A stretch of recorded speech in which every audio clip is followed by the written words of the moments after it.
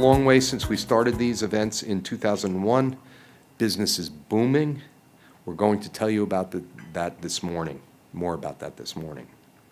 To kick this off, I want to welcome our new CEO, Chris Swanger, who took the helm of the council. While he's not Jesus, he is making the second coming in the industry. He served for 15 years at Allied and Beam, and he's now back, and we appreciate him very much. In this new role, Chris also serves as the head of our sister organization, Responsibility.org, which is dedicated to fighting drunk driving and underage drinking, as well as promoting responsible drinking, an important goal for the entire industry. Following the presentation, we'll have a Q&A, so let's get started. Thank you, Frank, and thank you, everyone, for making it out today with the inclement weather and so forth. So, as Frank mentioned, after 9 years being with a global engineering technology company, it's a real privilege to be back in the industry, and I've returned to the Distilled Spirits Council as the new CEO of both Discus and Responsibility.org.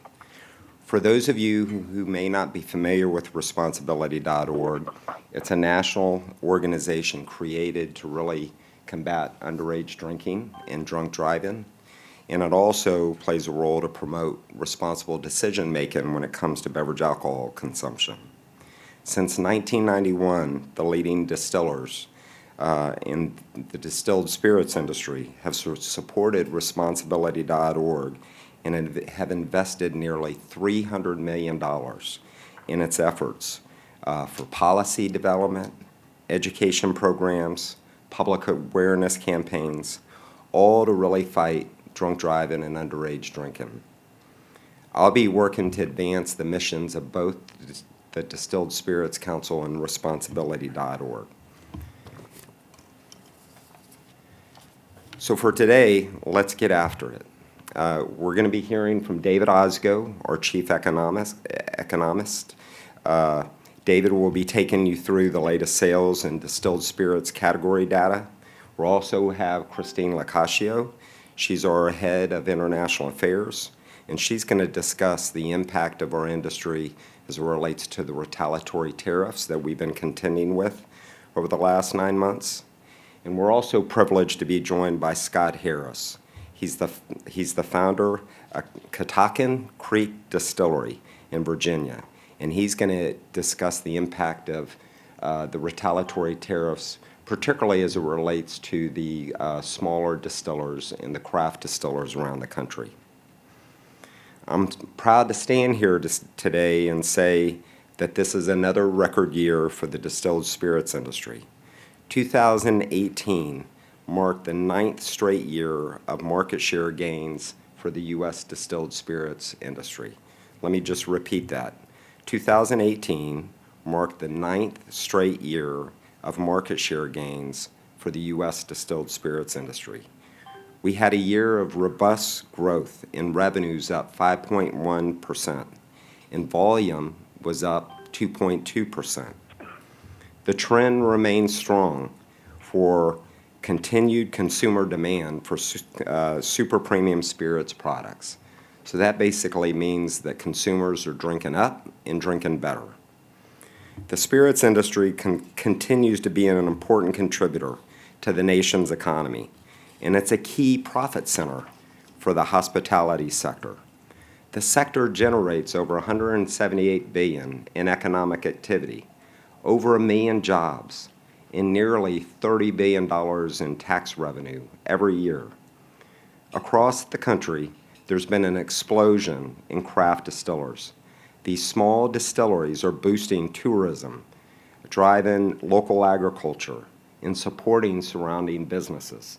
And Scott will be able to elaborate on that a little bit more. This past year, we've had significant victories, including protecting our consumers and our companies from tax hikes in 19 states. The defeat of these tax threats have saved the distilled spirits industry $540 million in revenue.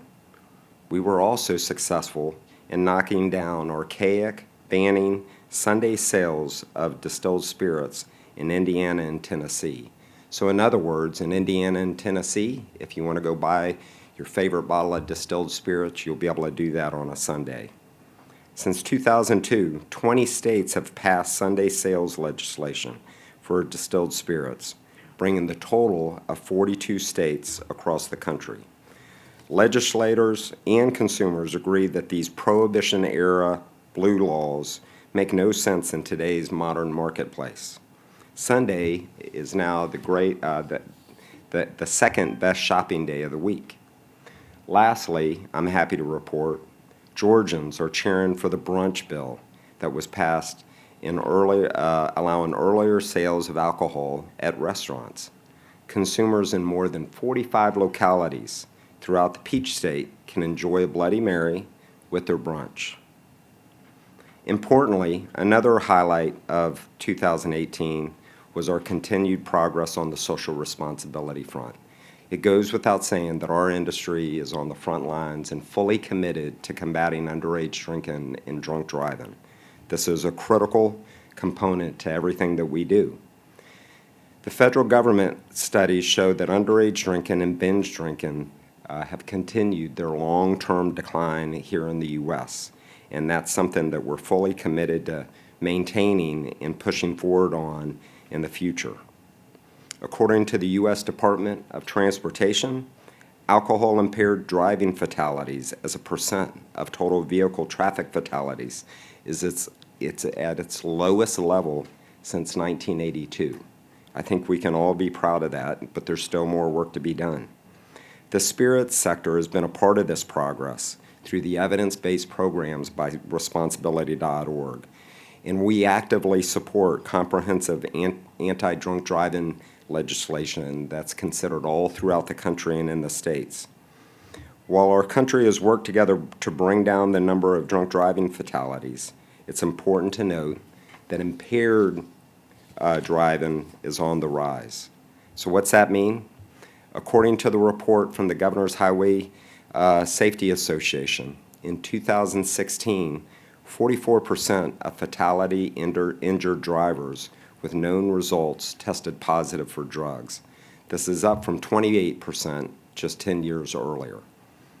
The spirits industry is supporting efforts to address this growing problem by providing funding for advanced law enforcement training, and we're lobbying in support of funding in the development of accurate and reliable roadside testing technology, very similar to a breathalyzer. For the years ahead, and for this year, there are a number of key priorities for our spirits sector. At the federal level, we continue to urge the administration and our trading partners with China, Mexico, Canada, to bring an end to the retaliatory tariffs on U.S. spirits products. They're doing great damage and certainly undercutting the industry's overall success. We're going to lobby on Capitol Hill in support of the Craft Beverage Modernization and Tax Reform Act that passed last year. This legislation will extend the federal excise tax reduction for distillers, brewers, and vintners. And as an industry, we're aligned on that. This important piece of legislation was introduced just last week, and it's enabled distillers to invest back in the businesses and communities across the country, driving job creation and advocating for American jobs. Another important issue is the TTB rulemaking on the modernization of labeling and advertising regulations. This is the first time in decades that these rules have been revised, and we're working closely with TTB. We're going to be fully engaged to ensure that the new regulations take into account a very ever-changing marketplace. At the state level, we hope to add South Carolina, West Virginia, North Carolina, and Texas to the current list of states that allow Sunday sales for spirits. We're also going to continue to pursue tastings in Georgia and in North Carolina, allowing consumers to try before you buy at special tasting events at liquor stores. On the international level, the USMCA, the United States Mexico-Canadian Trade Agreement, is going to be considered by Congress. The president has agreed with Canada and Mexico to move forward in the replacement of NAFTA. And we're hoping, and we're going to work with Congress for the passage of USMCA, while at the same time we're hoping that the retaliatory tariffs leveled by Canada and Mexico on spirits will also be resolved in the coming months. We're also nearing the deadline of potentially another government shutdown. The news reports suggested last night that Congress may have come to some kind of resolution on a deal. We'll wait to see. We're watching this closely. Our companies rely on TTB for prompt approval of beverage alcohol formulas, labels, and permits, and this is very important. For 35 days, TTB was essentially shut down with the last government shutdown. So we're hoping to work with TTB in case there's another shutdown in the future to ensure these approvals can get expedited in quick order. Spirits products generate billions in revenue for the state, federal, and local taxes and for the coffers of our government to operate. It is our hope that a resolution can be quickly solidified between Congress and the Trump administration to ensure there's no shutdown. So for that, you know, it's a proud time for the industry. We're growing and we're gaining market share, and it's a privilege for me to be back in the industry.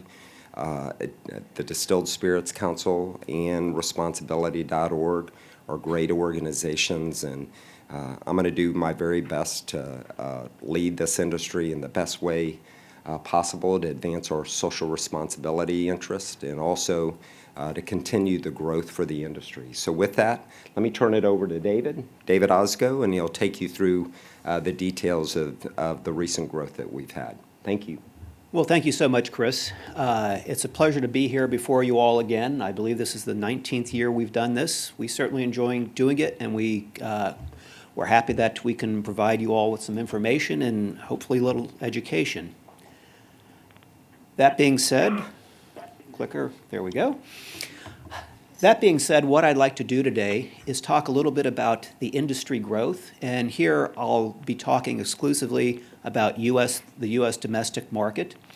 I'll talk about our market share gains. Now, when spirits measures itself against, measures its market share, we measure ourselves against what we see as the competition, namely beer and wine. We'll look at what some of the growth drivers were in 2018, talk a little bit about some category performance, and we'll have information for you at the end, so if there's a number that you don't find in my presentation, trust me, we have it somewhere. I'll talk about some trends to watch, and then finally, you all might have noticed a little topic in the news lately called marijuana legalization. I'll talk a little bit about that and how it's impacting, or rather not impacting, the beverage alcohol industry. So as Chris mentioned, in 2018, spirits revenues grew by 5.1 percentage points. Now, when I talk about revenue, I'm going to be talking about U.S. supplier revenues. So everything here is measured in supplier revenues unless I otherwise mention. So revenues grew 5.1%, up to $27.5 billion. That's a gain of about $1.3 billion over 2017. This is the third or fourth year where revenues have grown by $1 billion or more. When we look at volumes are up 2.2% to 231 million 9-liter cases. That's a gain of 5 million cases over 2017. And again, over the last couple of years, we've kind of gotten to a nice solid pattern of 2 percentage points plus of volume growth. So that's a nice, very consistent growth pattern to have. Now again, looking at our market share, when we talk about our market share, we're measuring ourselves against beer and wine, and here we're measuring supplier revenues. So it's spirit supplier revenues versus beer and wine suppliers. Market share grew to 37.3% in 2018. That's a gain of 0.7 of a point. Now, that might not sound like a whole lot, but in fact, each point of market share in the beverage alcohol industry at the supplier level is worth some $740 million. We've also gained market share in terms of share of stomach. Now, obviously, if we measured market share in volumes, and if we just looked at straight volumes, well, beer would have 80, 90% of the volume. But really, that's not how people enjoy our products. So we convert everything into standard drinks, namely 12 ounces of beer, 5 ounces of wine, and 1.5 ounces of spirits. After we convert everything into standard drinks, we have a share of stomach of about 35.3 percentage points. Again, a gain of about 0.7 of a point, similar to revenue.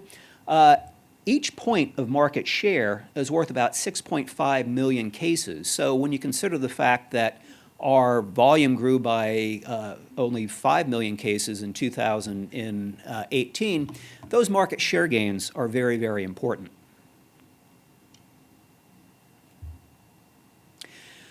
The next set of slides I'm going to present, I'm going to talk about growth by price point.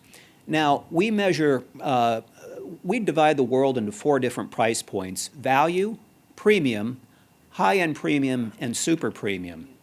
We do this by supplier price. Now, obviously, what constitutes a super premium product for vodka is not necessarily going to be a super premium price point for scotch or bourbon or cognac.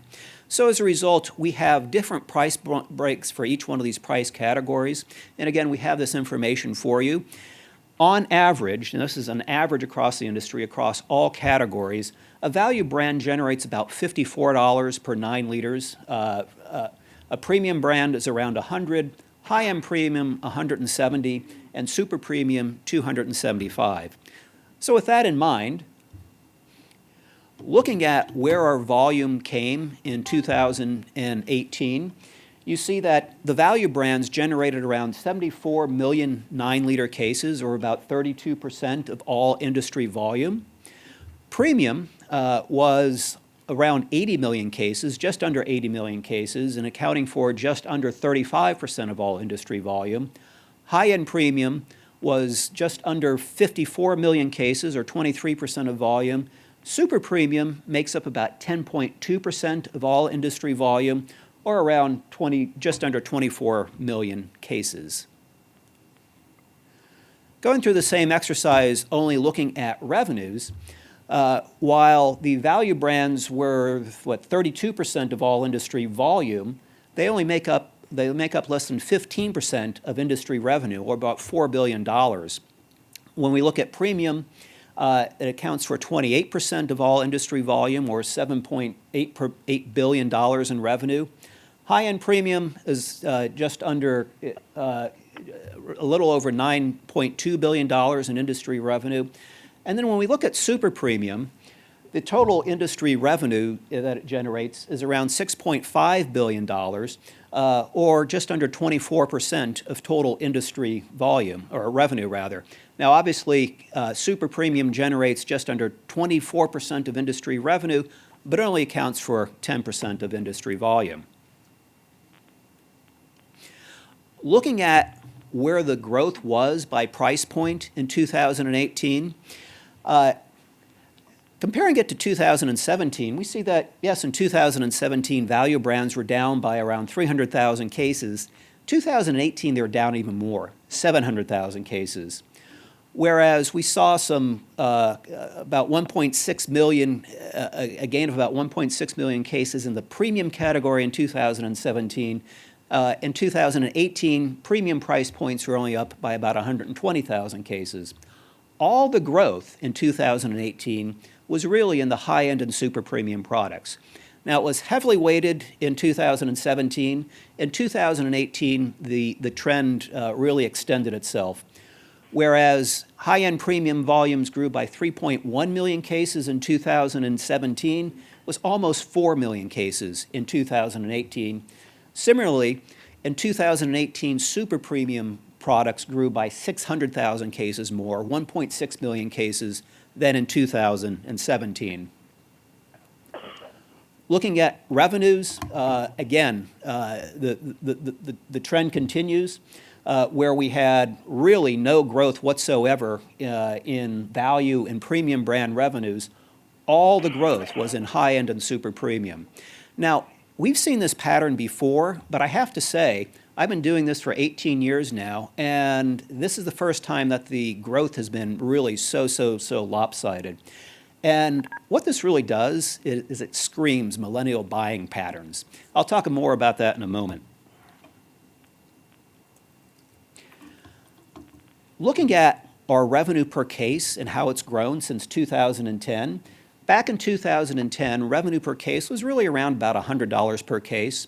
Well, by 2018, it's up to $119 per 9 liters. Not hard to do the math there. It's a growth rate of around 19%. Now, yes, there have been some price increases in there, but a lot of this is due to this consumer trading up. Now, in 2018, what really drove this success? Well, there are a number of things. First off, the modern consumer is looking for a personalized experience. Everything you always hear about millennials is that they don't buy things, they want to buy experiences. Well, distilled spirits has really positioned itself to be perfectly situated for millennial buying habits. In addition to wanting that personalized experience, millennials like the cachet of the high-end and luxury products. They're willing to spend a little bit more for something that gives them a little bit more. Ultimately, our diversity of the spirits brands in categories when it comes to cocktails, again, think about the differences in flavor profiles for our various products. Think about all the brands within a specific category that will give you a slight nuance, and then think about all the ways that you can mix these products into a wonderful cocktail. It all leads nicely into that personalized experience that a lot of the millennials are looking for. In addition to just the product quality and diversity that spirits is bringing to the marketplace now, we've seen improved consumer access, whether that be through Sunday sales or tastings legislation. In the last 15, 20 years or so, tastings legislation has added the ability for you to taste a product in an off-premise establishment to 132 million people. That's a really huge increase, and let's face it, if you're going to spend $60, $70 on a bottle of spirits, you want to make certain that you like it. Ultimately, all of this wraps into spirits having a certain amount of social currency that's generated by its brand authenticity and its heritage.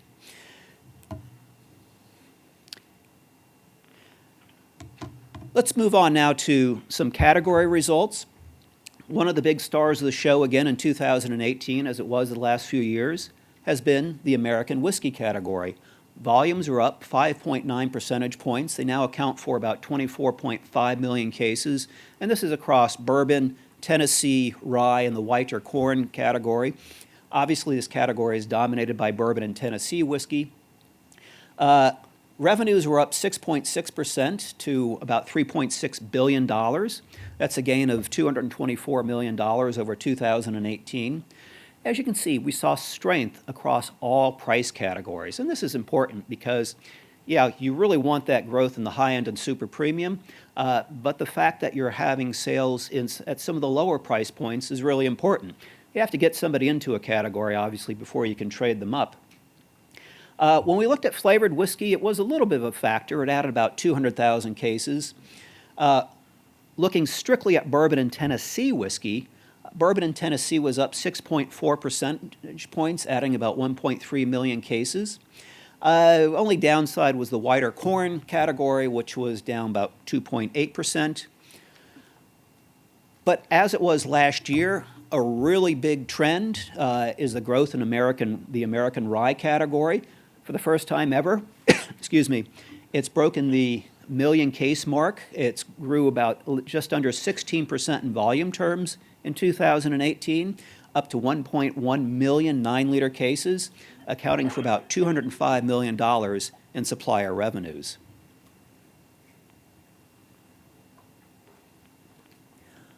Another whiskey that did quite well in 2018 was Scotch. Scotch comes in either single malts or blended. When we looked at the single malt category, there was actually a real turnaround since 2017. 2017 was really the first year I can remember where single malt Scotch volumes were down. A little over 1%, but they were down nonetheless. Well, single malt Scotch came back with a vengeance in 2017. Volumes were up 7.6%, revenues 9.4%, adding $843 million in supplier revenues. Similarly, blended Scotch was down slightly last year. Had a limited amount of growth this year. It was up only 1% in volume terms, but in revenues grew by 4.6 percentage points. Now, obviously, this was because all of the growth was in the high-end and super premium categories, which, while it didn't drive volume growth, it really drove revenue growth. And then finally, Irish whiskey had another big year. Volumes were up over 10%, while revenues were up over 12%.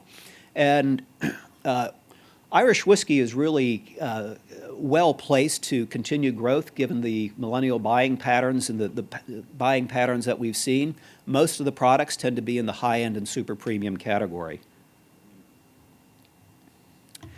Getting outside the whiskey category, tequila and mezcal. Obviously, most of these volume grew 7.7% to 18.5 million cases. Most of the case volume is in the tequila category. Revenues were up even faster. Similar to American whiskey, we saw strength across all price points, with particular strength in the high-end and super premium categories. Mezcal, however, had another big year. Volumes were up to close to 450,000 9-liter cases, revenue growing to around $90 million at the supplier level. It'll be interesting to see just how quick we saw earlier that rye whiskey now got over the million case mark. It'll be interesting to see how quickly mezcal gets there. Cognac had a big year as well. Volumes were up 12.5%. Adding 700,000 new cases. Revenues were up similarly, up over 14%, and now accounts for about $1.8 billion in supplier revenues in the U.S. market. And just like Irish whiskey, a lot of the volumes are concentrated in the high-end and super premium categories. Now, looking at gin and rum, in both cases, if you look at total category volumes, they were down slightly. However, when you look at the super premium category, for gin, volumes were up 14.7% to about 183,000 cases, with revenues growing even faster, and they now account for about $32 million. Rum, again, rum volumes were down in total, but there is actually a little bit of growth in the high-end category, growing 0.9 of a point, and there is a lot of growth in the super premium category, with volumes up almost 27% and revenues up almost 29%. Oftentimes what we'll see is before a category takes off, you'll see a lot of interest in the high-end and super premium categories. So it'll be interesting to see if that's the case with gin and rum next year. And of course, we always like to talk about vodka because vodka accounts for almost a third of all industry volume. And in 2018, volumes in the vodka category were up 1.6% to 72 million 9-liter cases. So that's 72 million cases out of 231. Clearly, it's an important category. Since almost all of the growth was in the high-end high-end premium category, we saw faster revenue growth. Revenues were up 2.9 percentage points. We often look at the flavored vodka category. Flavored vodkas were down about 100,000 cases in 2018. So to sum up the experience that we had in 2018 in the spirits market, supplier revenues were up 5.1% to $27.5 billion. We had growth of 2.2% in volume terms to 231 million 9-liter cases.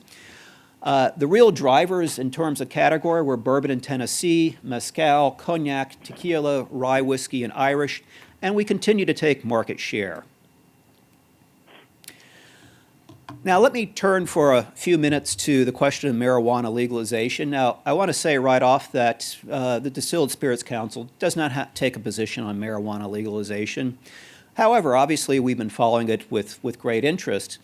And one of the things I've been asked to do is to look at the states where marijuana has been legalized and try to determine if it's had any impact on spirits, has it had any impact on beverage alcohol. The only way that one can really determine what's happening in a state with regard to the total spirits market or the total beverage alcohol market is to look at excise tax data. All states have excise taxes. We wish they didn't, but they all do. So it's very easy to tell what total volumes are in a state just by looking at excise tax collections. They're all in volume terms, so a little simple division tells you what the total volume was. So what we did is we've looked at per capita consumption in each one of these states, Oregon, Washington, and Colorado, and we've looked at it for various years. The red bars up here represent the first year prior to legalization for each state, and oh, by the way, we then indexed everything to 100, so it's a little bit easier to read than having a lot of lines bouncing all over. So we indexed everything to 100. The red bar is the year prior, or the 12-month period prior to legalization in each state. The blue bar is 2 years prior, so you get a sense of what the trend was. And then the light green bar was the first year after legalization, or the first 12 months. The purple bar, the second 12 months, and then the light blue bar, the third 12 months. In the case of Washington and Oregon, there's an orange bar there, which represents the fourth 12-month period following legalization. As you can see, when we look at the index of per capita consumption, well, this is for distilled spirits, volumes have actually increased. Now, it's significant that we looked at Oregon, Washington, and Colorado because clearly marijuana is not legalized nationwide. It's only in selected states right now. But these markets have had legalized marijuana for so long that to a large extent, they're really mature markets, particularly in Colorado. I was looking at the growth of marijuana sales a few days ago, and, well, as it turns out, as you might expect, in 2014 they legalized. 2015, retail sales were up 100%. No big surprise. 2016, they're up 50%. Again, rapid growth. 2017, 25%. 2018, 12%. This is a rapidly maturing market where they've had dramatic drops in prices, which is what you would expect when you no longer have that really, really rapid growth. People start fighting over market share. So the point is that in Colorado, this is very much a mature marketplace. Anyone that's ever visited Colorado in the last few years, marijuana is perfectly, it's socially acceptable. So anyway, in these very mature marketplaces, spirits has not seen any impact. In fact, we've actually seen some growth in per capita consumption. Now, obviously, spirits has been growing across the country. Well, what about total beverage alcohol? Well, again, going through the same exercise where I converted spirits, beer, and wine into standard drinks to get a sense of total per capita consumption, when you look at that chart, it's actually kind of boring. Looking at Oregon compared in the third 12-month period compared to the year before, well, per capita consumption is down 0.5 point. Washington State, 4 years after legalization, it's down 0.2%. In Colorado, it's actually up 1.7 percentage points. This is for total beverage alcohol. You can look at these, you can go through this exercise in just about any state, whether marijuana has or has not been legalized for recreational purposes, and see very similar results. Yes, there's a little bouncing around, but there's really nothing major. So I can't tell you if 10 years from now marijuana will have an impact on the beverage alcohol industry, but from the results I've seen so far, it has not had an impact. Looking at some spirits trends in 2019 and what's going to drive the industry in 2019, well, a couple things that are really fascinating. First off, there's an accelerating interest in American-made products, whether that be, obviously, first it was bourbon or Tennessee, Now it's rye, and we're also seeing the development of an American single malt industry. I didn't put up any data for it. The volumes are quite small at this point, but what I will say is there are a lot of brands out there coming into the marketplace. So that'll be interesting to follow. Distillers continue to experiment with different cask finishes, with hybrid products and whatnot.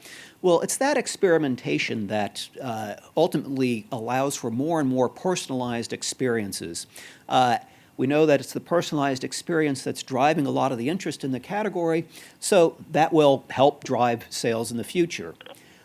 Be bespoke. Consumers are talking to their bartenders. They're telling them what they like. The bartenders are engaging in dialogue. This is really important. I mean, there's no better advertising for a product than, say, the bartender that you're working with. So the fact that we're having discussions about preferred flavors, and I've been in bars where the bartender asks you, what do you like? And sometimes he'll craft. Now, I don't know if he's made this drink especially for me, but I do know that it's not on the menu. I've told him what I like, and lo and behold, he gives me a drink that just knocks my socks off. Bitter appreciation. It's not just the base spirit that people are talking about or that's gained the consumer's interest of late. A lot of bartenders today now are actually even making their own bitters. So if you've gotten to the point where it's not just the base spirit in the cocktail, but it's the bitters, we see people making a lot of their own tonic waters. In a lot of instances, bartenders will tell you what ice that they're going to use in your drink. This isn't just the on-premise category. Probably 3 months ago, we went to some friend's house for drinks and dinner, and lo and behold, he was serving me drinks that he made with his own bitters. So it's not just millennial bartenders that are doing this, it's 50-year-old lawyers as well. Rare spirits as an investment. Just about every other week, you see another auction where they've auctioned off a bottle of scotch or tequila or cognac or whatnot. That's breaking records. Well, obviously, such sales aren't showing up in our data because they're in the secondary market. But what they do is they drive a lot of interest, and it also allows the distillers to come up with special limited editions that the consumer really, really likes and really enjoys. And millennials, as I said, don't just buy products, they buy experiences. But additionally, they want a sense that you share their values. They want a sense that your train of thought is consistent with them. So increasingly, there's been a lot of brand involvement with social causes and charitable giving. It's really a whole lifestyle. Again, you're not buying a product, you're buying an experience. And we're seeing more and more mindful drinking, from session cocktails to sustainability to locally sourced ingredients and whatnot. Again, the millennials are buying into that experience. Hello, everyone. So let's talk a little bit about how we fared on the export side this year. Well, I'm very pleased to report that through November, we've achieved a new record. We're almost approaching $1.7 billion in U.S. spirits exports globally. But at the same time, we're facing the most challenging period for our exporters, and probably we ever have, which has increased the amount of uncertainty for our exporters. So typically when we do this presentation, we feel pretty comfortable projecting out with our November data, projecting that out for the rest of the year. Because of that uncertainty, we're not doing that this year, and we're just focusing on data through November. So just want to clarify that. So the 15% there represents the amount of growth that we saw year on year between 2016 and 2017. So why is it the most challenging period we've ever faced? I'm sorry. Between 2016 and 2017 was the 15% rate. Apologies. So why is it the most challenging period? Well, since the summer, U.S. spirits valued at $763 million, that's based on 2017 full year data, are now subject to retaliatory tariffs due to trade disputes which have nothing to do with the spirits sector, but which unfortunately we are caught in the middle of. So U.S. whiskeys, which are a very important export sector for us, are now facing a 10% tariff in Canada, 25% on our exports to the EU and Mexico, 140% to Turkey, and all U.S. spirits, face 140% tariff in Turkey, and then between 15 and 30% tariffs in China.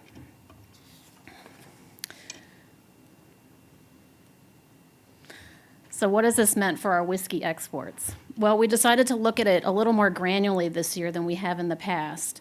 So when we look at our year-to-date exports, 2018 to 2017, it looks like we're almost at about the same level.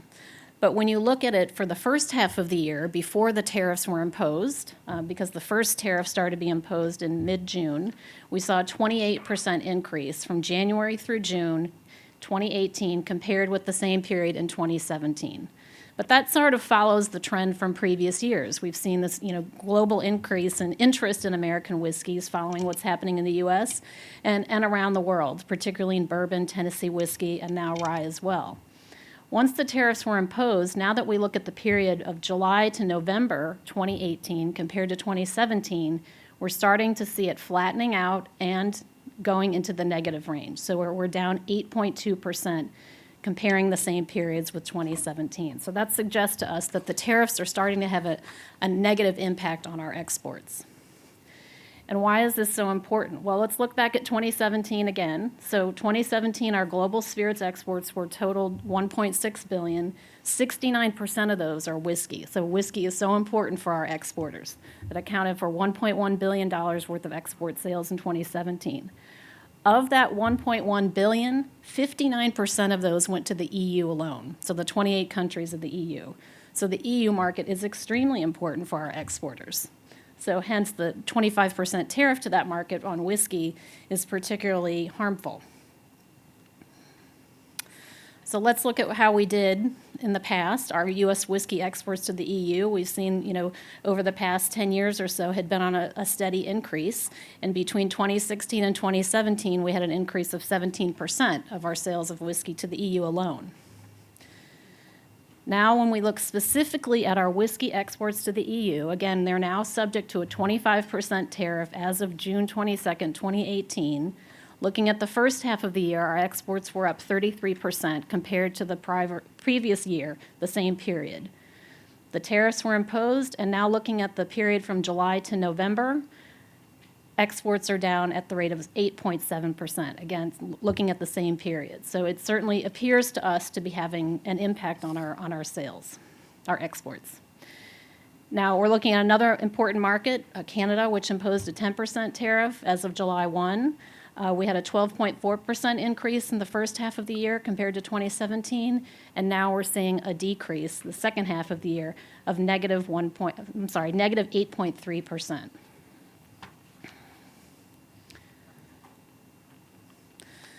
So one of the things we have been doing, tapping into the growing small distiller movement around the United States, we have been working very closely with small distillers to help them export, particularly over the past 5 years. We partner with USDA as part of their market access program to try and connect U.S. small distillers with importers, distributors, and export markets. And we've had a lot of success with that program to the tune of almost $5 million in new exports for at least 12 small distillers over the past 5 years.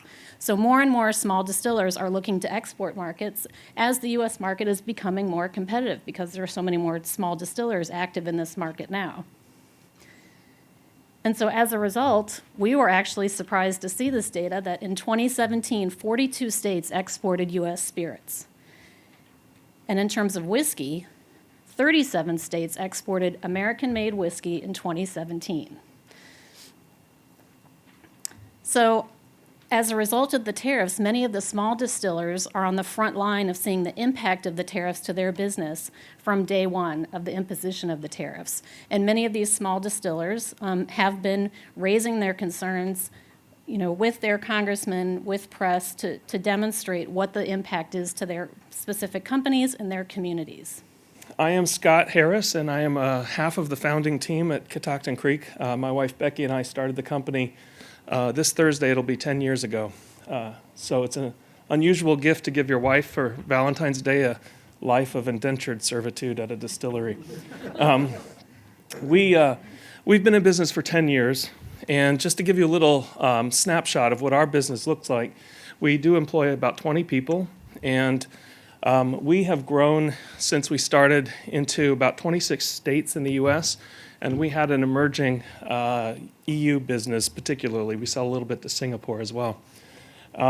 As of about 5 years ago, when we first started the business, there were very few craft distillers, and especially in the rye whiskey category that we're in. And as we grew our business about 5 years in, competition from U.S. companies really started to take hold. And so we were looking for ways to continue to expand our business. And so the European market was one that we looked at first. Obviously, culturally speaking, Europe is very similar to the U.S., and so it's much easier, in my view, to understand how to get into Europe and sell there than it would be, say, China, where I have not as much knowledge on the ground. So we started that effort in coordination with the Distilled Spirits Council, USDA MAP funding. We also make use of monies from places like SUSTA and the Virginia Department of Agriculture, all of whom have trade mission type trips that we can use to offset some of our costs to encourage U.S. agricultural exports. Whiskey being, of course, the coolest U.S. agricultural export out there. In our business, just to show you a slice of the economic impact that we represent as a small distiller, when we have lower sales, that affects not just our own bottom line and the families of 20 employees that we have, but also we have 4 farms that we source from for our rye whiskey. We have a 5th and 6th farms that are cattle farms that we give our spent mash to that offsets their costs for cattle farming. We source all of our materials for the bottles in the U.S., so that means the glass coming from Anchor Hocking in western Pennsylvania, the closures coming from South Carolina. So this has an impact that spreads, beyond further than just our little hometown. And our company is a small company, but it represents about 1,000 companies in every single state in the nation. And as Christine said, 42 of which are exporting overseas. So there's a multiplier effect that really starts to add up. The story I'd tell you then about how this all has affected us is 5 years ago we started going to Germany and looking for export opportunities. And in that 5 years, we've spent probably about $100,000 of sales or of money for conferences, travel, new labels, bottle designs, consultants overseas that help us on the ground in Europe, and all those kinds of costs. And in that time, we had built a small business starting to grow in places like Germany, Italy, and in 2018, March, April timeframe, we had a trade mission trip to the UK. We wanted to get our products into the UK. If you look at per capita consumption figures for Europe, 1 through 25, each country, on that list. If you take number 1, which is the UK, it's greater by far than number 2 through 25 added together. So the Brits are doing all the drinking in Europe, and so it's an important market to get into. And so we had a trade mission trip to London, and the Virginia Department of Agriculture had set us up with meetings for some very high-end establishments like the Savoy, Claridge's, Cadenhead's, and Harrods, and places like that. And we had some very good meetings, and we came away from that trip with a handshake agreement with our distributor to be in Europe or in UK, and handshake agreements to get our products into those very nice establishments. We were very excited and very energized by this. And then that was second quarter of 18, and then, of course, by third quarter 18, the tariffs had hit. And our distributor completely stopped returning phone calls, stopped answering emails, completely ghosted us, and we never heard from him since. Without a distributor, obviously, it's very difficult to get into any of those businesses. We had planned in 2018 for 25% of our company's revenue to be represented from the EU. And at the end of 2018, that had been very, very close to zero. We had maintained some small imports into Italy, where we've had a 5-year relationship with an importer. But in Italy, we are eating the cost of the tariffs to continue that relationship. One of the dangers of these types of tariff situations for us, and for I think us as a greater spirits community, is not just the loss of market share, but what we really worry about is the loss of mind share as well. So in Europe, just like here in the US, there's an enormous boom in craft spirits and interest in that. And there is also a very high esteem for American spirits. And with American spirits sitting it out, so to speak, other spirits are going to fill that void. There are spirits producers making all categories of spirits, whether it's rye whiskey or corn whiskey, which you can't call bourbon, but it's corn whiskey from Germany. All of those categories are being made and addressed, and that gives them a chance to get into the market. And just like with the soybeans, once that market is gone, it's hard to get back into it. So we're really concerned about that loss of mind share and people drinking other spirit alternatives as opposed to American spirits. So that's our story, and it's unfortunately not a good one. We presently are treading water, I like to say, while we wait to see if these tariff negotiations can continue and get back to the table. I don't see a lot of reason for hope right now on that, but hopefully we get some progress on that in the next 6 months would be wonderful. Thank you very much.